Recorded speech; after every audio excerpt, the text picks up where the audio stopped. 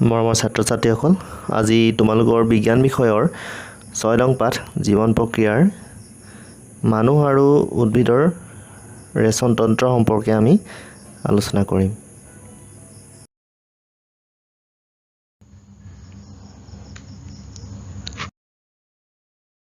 মানুহৰ দেহত চলি থকা বিভিন্ন জৈৱ ৰাসায়নিক বিক্ৰিয়াৰ ফলত উৎপন্ন হোৱা নাইট্ৰজেন জাতীয় বৰ্জনীয় পদাৰ্থবোৰ দেহৰ পৰা উলিয়াই দিয়া প্ৰক্ৰিয়াটোকে ৰেচন বোলা হয়।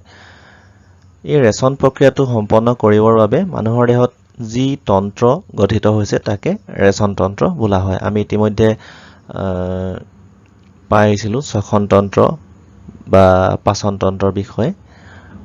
তেনেকে ৰেচন তন্ত্ৰ এটা তন্ত্ৰ যি ৰেচন কাৰ্য সমাধান কৰে। বেলেগ বেলেগ জীৱই ভিন্ন কৌশল অৱলম্বন কৰি নিজ ৰেচন প্ৰক্ৰিয়া সম্পন্ন কৰে। মানুহৰ লগত সকলো জীৱৰ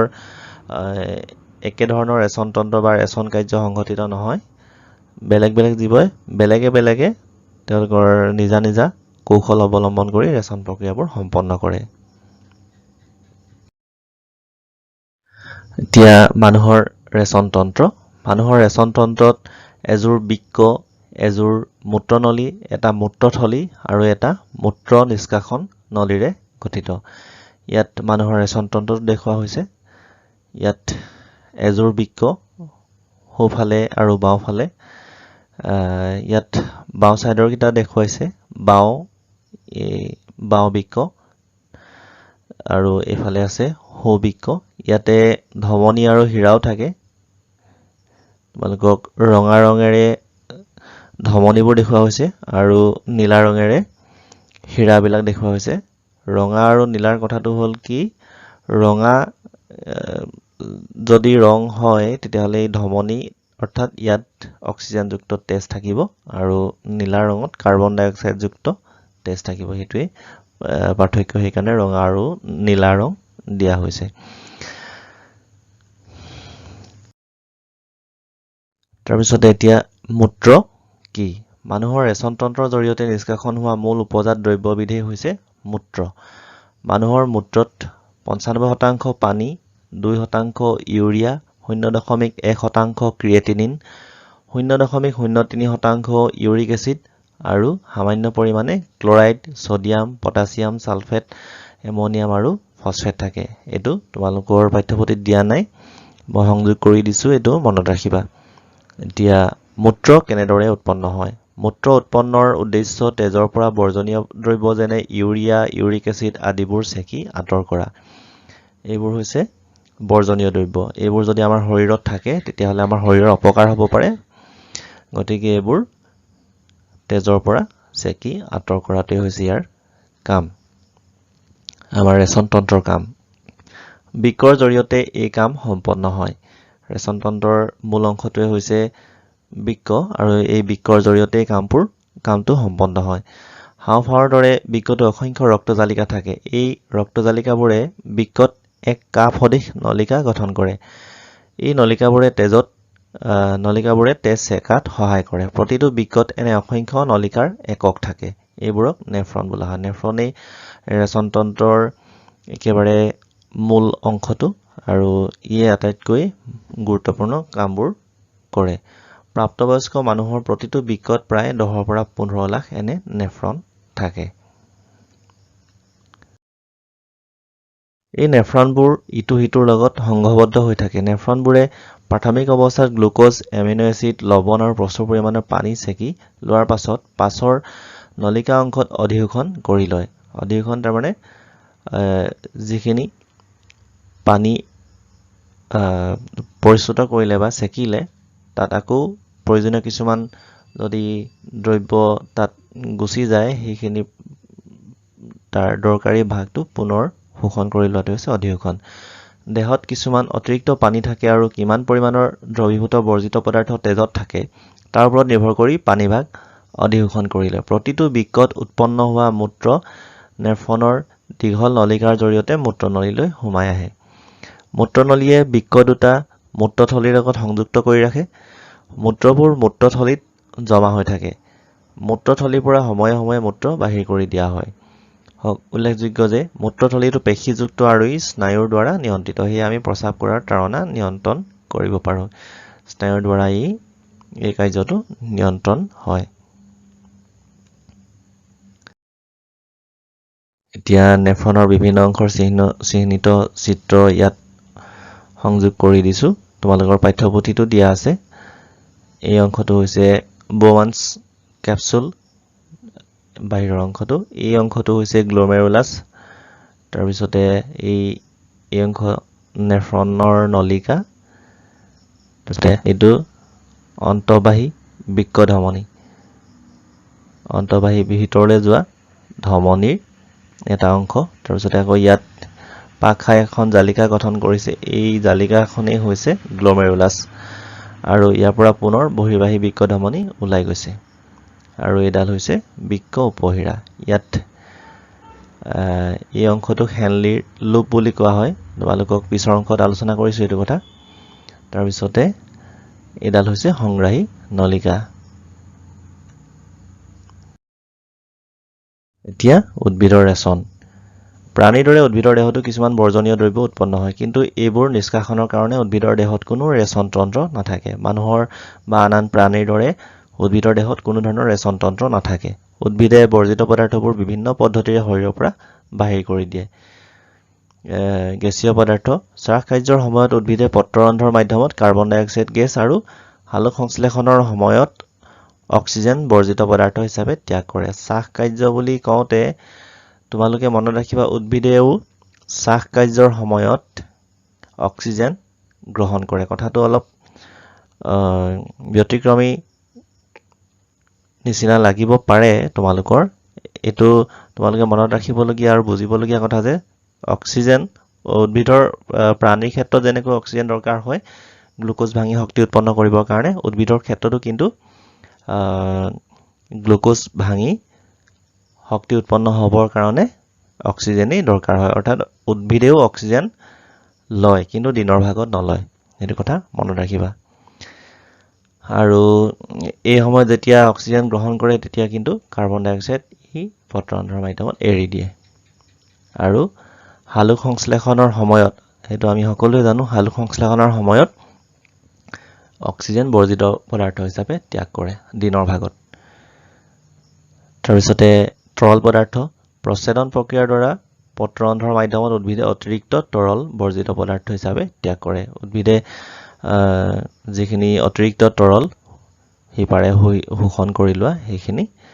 পত্ৰৰন্ধ্ৰৰ মাধ্যমত প্ৰচ্ছেদন প্ৰক্ৰিয়াৰ জৰিয়তে এইবোৰ বাষ্প আকাৰে এৰি দিয়ে এই প্ৰক্ৰিয়াটো হৈছে প্ৰচ্ছেদন তাৰ পিছতে অন্যান্য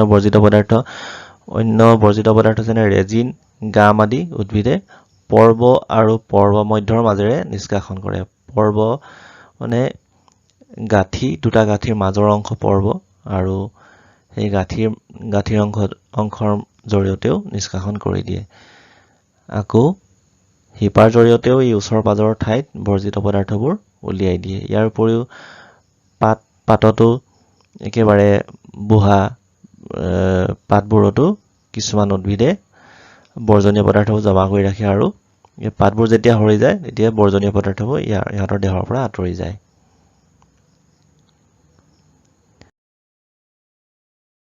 এতিয়া আমি তোমালোকৰ 112 নম্বৰ পৃষ্ঠাত থকা পাঠভিত্তিক প্ৰশ্ন উত্তৰকেইটা আলোচনা কৰিম এতিয়া প্ৰথমটো প্ৰশ্ন আছিল নেফ্ৰনৰ গঠন আৰু কাৰ্য বৰ্ণনা কৰা নেফ্ৰন আমি জানোই নেফ্ৰন হৈছে বৃক্ক তথা আমাৰ ৰেচন তন্ত্ৰৰ আটাইতকৈ মূল আৰু গুৰুত্বপূৰ্ণ অংশ নেফ্ৰন হৈছে বৃক্কৰ গঠন আৰু কাৰ্যকৰী একক ইয়াৰ তিনিটা মূল অংশ আছে এইকেইটা হৈছে মালপিঘন কৰ্পাস্কুল বৃক্কীয় নলিকা আৰু সংগ্ৰাহী নলিকা এই তিনিটা অংশ আছে তোমালোকে মনত ৰাখিবলগীয়া এইকেইটা মালপিঘন কৰ্পাস্কুল বৃক্কীয় নলিকা আৰু সংগ্ৰাহী নলিকা তোমালোকৰ পাঠ্যপুথিত দিয়া নাই কিন্তু নেফ্ৰনৰ গঠন আৰু কাৰ্য বৰ্ণনা কৰিবলৈ যেহেতু দিছে গতিকে এইখিনি কথা তোমালোকে জনাটো প্ৰয়োজন এতিয়া মালপিঘন কৰ্পাস্কুল ই এক ফানেল আকৃতিৰ অংশ য'ত বোমান্স ক্যাপসুল আৰু গ্লোমেৰুলাছ নামৰ দুটা অংশ থাকে গ্লোমেৰুলাছ হ'ল বৃক্কীয় ধমনীৰ এটা অতি পাকখোৱা অংশ অন্তঃবাহী বৃক্ক ধমনী আহি ইয়াত প্ৰৱেশ কৰে আৰু বহিৰ্বাহী ধমনী ইয়াৰ পৰা ওলাই যায় বোমান্স ক্যাপসুল হ'ল গ্লোমেৰুলাছ নামৰ অংশটোৰ এক বিশেষ আৱৰণ ইয়াৰ কাম হৈছে মালপিঘন কৰ্পাস্কুলে এখন চাকনিৰ দৰে কাম কৰে গ্লমেৰুলাছে তেজৰ দূষিত পদাৰ্থবোৰ শোধন কৰে বমান্স কেপচুলে এই শোধিত তৰল বৃক্কীয় নলিকালৈ প্ৰেৰণ কৰে তোমালোকে ইয়াৰ লগে লগে ছবিটো চাই যাবা তেতিয়া বুজাত সুবিধা হ'ব এতিয়া খটো আছে বৃক্কীয় নলিকা এই নলিকা বমান্স কেপচুলৰ পশ্চাৎ অংশৰ পৰা উৎপন্ন হয় আৰু সংগ্ৰাহী নলিকা পৰ্যন্ত সংযোগ কৰিছে বৃক্কীয় নলিকা প্ৰকৃততে এক অতিশয় পাক খোৱা কুণ্ডলীকৃত নলী বৃক্কীয় নলিকা প্ৰকৃততে এটা অতিশয় পাক খোৱা নলী ইয়াত বহুতো কুণ্ডলীৰ দৰে অংশ দেখা যায় তোমালোকে চিত্ৰটো মন কৰিলে দেখা পাবা ইয়াক চাৰিটা অংশত বিভক্ত কৰা হৈছে নিকটৱৰ্তী সংবৰ্ত নলিকা পৰৱৰ্তী সংবৰ্ত নলিকা হেনলিৰ লুপ আৰু দূৰৱৰ্তী সংবৰ্ত নলিকা কাম ইয়াৰ কাম হ'ল তৰলৰ পৰিশোধিত অংশৰ পৰা প্ৰয়োজনীয় দ্ৰব্যসমূহ পুনৰ শোষণ কৰা এই অংশৰ কাম হৈছে তৰলৰ পৰিশোধিত যিটো অংশ পৰিশোধিত হ'ল তাৰ পৰা তাত যদি কিছুমান প্ৰয়োজনীয় দ্ৰব্য গুচি গৈছে সেইখিনি পুনৰ অৱশোষণ কৰা তাৰ পিছতে তৃতীয় অংশটো হৈছে সংগ্ৰাহী নলিকা প্ৰতিটো বৃক্কীয় নলিকাৰ শেষ অংশ যিডাল শকত নলীৰ সৈতে সংযুক্ত হৈ থাকে তাৰ নাম হ'ল সংগ্ৰাহী নলিকা এতিয়া সংগ্ৰাহী নলিকাডালে মূত্ৰনলীৰ লগত সংযুক্ত হৈ থাকে আৰু এই ধৰণে এই তৰলবোৰ মূত্ৰনলিকা তাৰ পিছতে মূত্ৰথলী জমা হৈ গৈ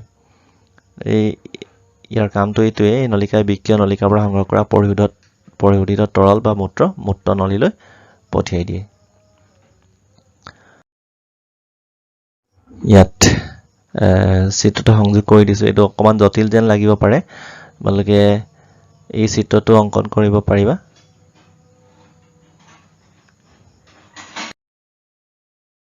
এতিয়া 2 নম্বৰ প্ৰশ্ন আছিলে উদ্ভিদে কি উপায়ে বৰ্জিত পদাৰ্থ ত্যাগ কৰে আমি হেতু ইতিমধ্যে আলোচনা কৰি আহিছো উদ্ভিদে বৰ্জিত পদাৰ্থবোৰ বিভিন্ন পদ্ধতিৰে শৰীৰৰ পৰা বাহিৰ কৰি দিয়ে প্ৰথমটো গেছীয় পদাৰ্থ শ্বাস কাৰ্যৰ সময়ত উদ্ভিদে পত্ৰৰন্ধ্ৰৰ মাধ্যমত কাৰ্বন ডাই অক্সাইড গেছ আৰু হালু সংশ্লেষণৰ সময়ত অক্সিজেন বৰ্জিত পদাৰ্থ হিচাপে ত্যাগ কৰে তাৰ পিছতে তৰল পদাৰ্থ প্ৰচেদন প্ৰক্ৰিয়াৰ দ্বাৰা পত্ৰৰন্ধ্ৰৰ মাধ্যমত উদ্ভিদে অতিৰিক্ত তৰল বৰ্জিত পদাৰ্থ হিচাপে ত্যাগ কৰে অন্যান্য বৰ্জিত পদাৰ্থ যেনে ৰেজিন আৰু গাম আদি উদ্ভিদে পৰ্ব আৰু পৰ্বমধ্যৰ মাজেৰে নিষ্কাশন কৰে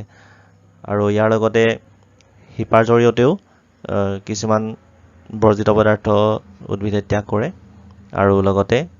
যিবোৰ সৰিবলগীয়া পাত পকা বা বুঢ়া হৈ যোৱা পাত সেইবোৰৰ জৰিয়তেও বৰ্জিত পদাৰ্থ ত্যাগ কৰে সেই কথাও লিখিব পাৰিবা তাৰপিছতে 3 নম্বৰ প্ৰশ্ন আছিলে কেনেকৈ মূত্ৰ উৎপন্নৰ পৰিমাণ নিয়ন্ত্ৰণ কৰিব পাৰি ইয়াৰ উত্তৰটো এনেদৰে লিখিব পাৰিবা মূত্ৰ উৎপন্নৰ পৰিমাণ নিয়ন্ত্ৰণ কৰাত বিশেষ গুৰুত্বপূৰ্ণ ভূমিকা পালন কৰে এই মূত্ৰ উৎপাদনৰ পৰিমাণ নিৰ্ভৰ কৰে বিশেষকৈ নেফ্ৰনৰ দ্বাৰা অধিশোষণ কৰা পানীৰ পৰিমাণৰ ওপৰত যদি দেহত অতিৰিক্ত পানী থাকে তেতিয়া অধিশোষণ কম হয় আৰু মূত্ৰ বেছি হয় আকৌ পানীৰ পৰিমাণ কম হ'লে নেফ্ৰনে বেছি পৰিমাণে পানী অধিশোষণ কৰে ফলত মূত্ৰ কম উৎপন্ন হয় ইয়াৰ উপৰি বৰ্জিত পদাৰ্থ ইউৰিক এচিড লৱণ আদিৰ পৰিমাণ বেছি হ'লে মূত্ৰ বেছি উৎপন্ন হয় আৰু কম হ'লে মূত্ৰ উৎপাদন কম হয় তোমালোকৰ এই তিনিটাই প্ৰশ্ন আছিলে অনুশীলনীত এই তিনিটা প্ৰশ্নৰ উত্তৰ এনেদৰে লিখিব পাৰিবা তোমালোকে আৰু অধিক সংযোগ কৰিলে কৰিব পাৰিবা বা নিজৰ ভাষাৰে কথাখিনি লিখিব পাৰিবা মূল কথা এইকেইটাই ছাত্ৰ ছাত্ৰীসকল আজিলৈ আমাৰ পাঠ সামৰিব লাগিব তোমালোকৰ যদি ভিডিঅ'টোৱে কিবা উপকৃত কৰিছে বুলি ভাবিছা তেতিয়াহ'লে ভিডিঅ'টো লাইক কৰিবা শ্বেয়াৰ কৰিবা আৰু চেনেলটো প্ৰয়োজনীয় বুলি ভাবিলে সাবস্ক্ৰাইব কৰি ল'বলৈ নাপাহৰিবা ধন্যবাদ